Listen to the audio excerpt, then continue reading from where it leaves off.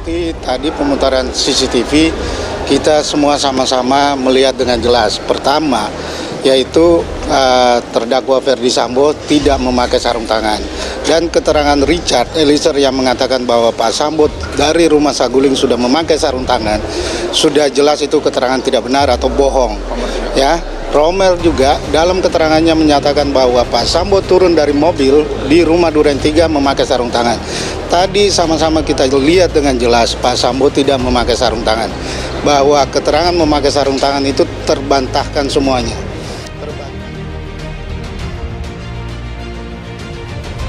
CCTV di depan rumah Ferdy Sambo diputar di sidang. Pengacara diperlihatkan kebohongan Baradae. Apakah yang saudara dapatkan hasil rekaman CCTV tadi pada waktu di rumah Saguling hanya 2 itu saja atau ada yang lain? Ada sekitar 53 yang mulia, tetapi sudah sampaikan di BAP Ali 337 yang mulia bahwa yang memang krusial adalah yang dimistalkan tayang. Cuman 2 ini saja. Betul, 3 dengan yang di Duren 3 yang benar.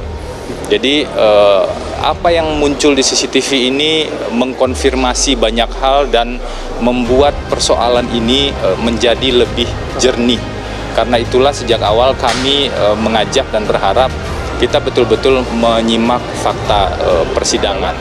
Ferdy Sambo tidak memakai sarung tangan itu hanya di rumah Saguling ketika turun.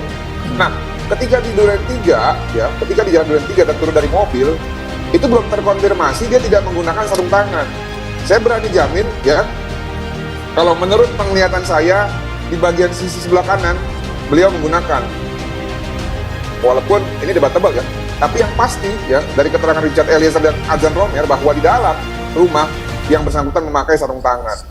Nah itu tadi mengenai sarung tangan ya, karena jangan sampai nanti publik menangkap pesan yang tidak penuh gitu ya. Dapatkah seorang pelaku itu pada saat mendengar istrinya diperkosa, kemudian masih sempat melakukan tindakan-tindakan lain dalam artian bermain badminton ataupun menunda pembicaraan dengan si pemerkosanya, padahal pemerkosanya itu adalah ajudannya sendiri?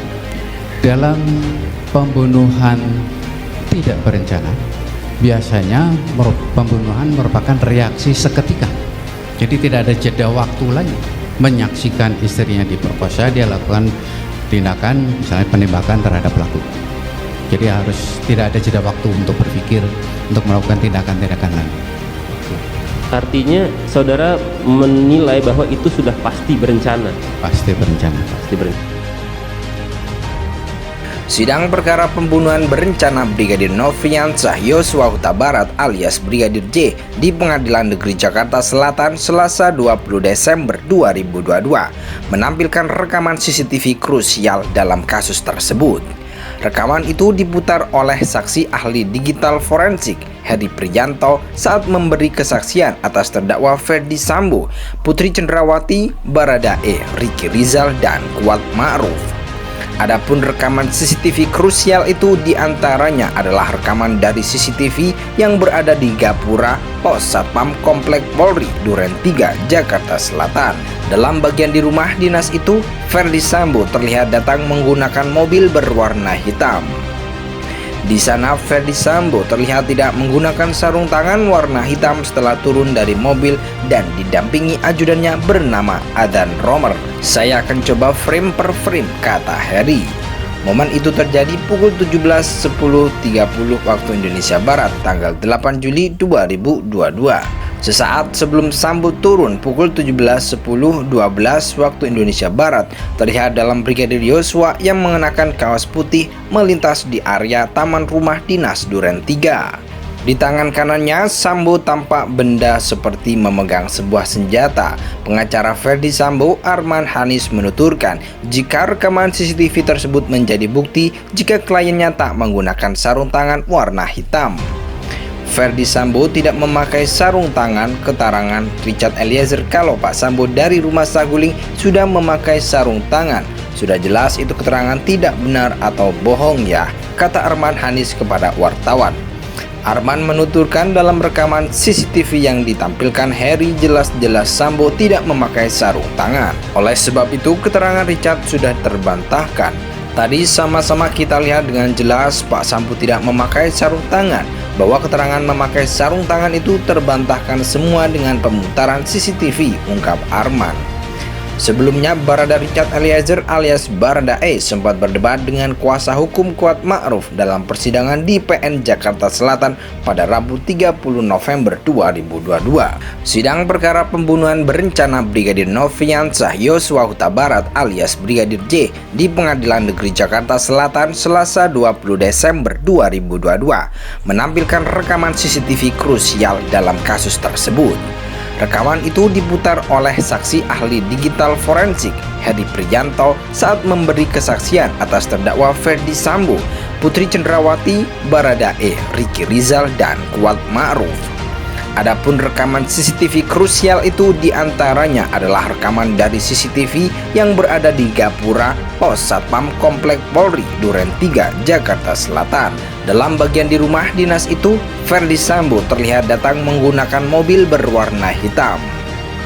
Di sana Ferdi Sambo terlihat tidak menggunakan sarung tangan warna hitam setelah turun dari mobil dan didampingi ajudannya bernama Adhan Romer. Saya akan coba frame per frame, kata Heri. Momen itu terjadi pukul 17.10.30 waktu Indonesia Barat tanggal 8 Juli 2022. Sesaat sebelum Sambo turun pukul 17.10.12 waktu Indonesia Barat, terlihat dalam Brigadir Yosua yang mengenakan kaos putih melintas di area taman rumah dinas Duren 3. Di tangan kanannya, Sambo tampak benda seperti memegang sebuah senjata. Pengacara Ferdi Sambo, Arman Hanis, menuturkan jika rekaman CCTV tersebut menjadi bukti jika kliennya tak menggunakan sarung tangan warna hitam. Ferdi Sambo tidak memakai sarung tangan. Keterangan Richard Eliezer kalau Pak Sambo dari rumah Saguling sudah memakai sarung tangan. Sudah jelas itu keterangan tidak benar atau bohong ya, kata Arman Hanis kepada wartawan. Arman menuturkan dalam rekaman CCTV yang ditampilkan Heri jelas-jelas Sambo tidak memakai sarung tangan. Oleh sebab itu keterangan Richard sudah terbantahkan. Tadi sama-sama kita lihat dengan jelas Pak Sambo tidak memakai sarung tangan. Bahwa keterangan memakai sarung tangan itu terbantahkan semua dengan pemutaran CCTV, ungkap Arman. Sebelumnya, Barada Richard Eliezer alias Baradae sempat berdebat dengan kuasa hukum Kuat Ma'ruf dalam persidangan di PN Jakarta Selatan pada Rabu 30 November 2022. Sidang perkara pembunuhan berencana Brigadir Nofriansah Yosua Huta Barat alias Brigadir J di Pengadilan Negeri Jakarta Selatan Selasa 20 Desember 2022.